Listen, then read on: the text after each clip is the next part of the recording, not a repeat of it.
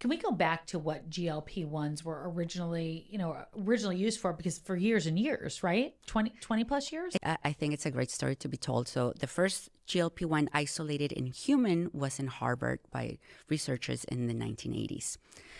But again, as I mentioned, our own GLP-1 breaks down within 2 to 4 minutes. So nothing could be done with it. In 1992, about 10 years later, an endocrinologist and researcher at the VA hospital, the Veteran Hospital in the Bronx, Dr. John Eng, isolated the first GLP-1 outside a human body. And it was in a lizard, the Gila monster.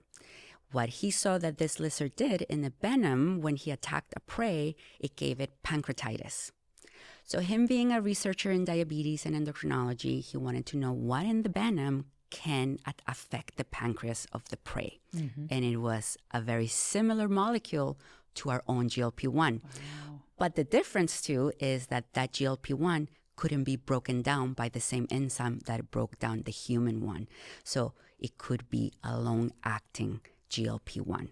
And that's where the first GLP-1, exenatine, was approved in 2005, about 9 years later, and it was approved for type 2 diabetes. And another interesting part of the story is that when he discovered this, he took it to the Veterans Hospital, Mount Sinai at the Bronx, to patent it. The VA said, we're not interested. Right. So he had to mortgage his house to patent them himself.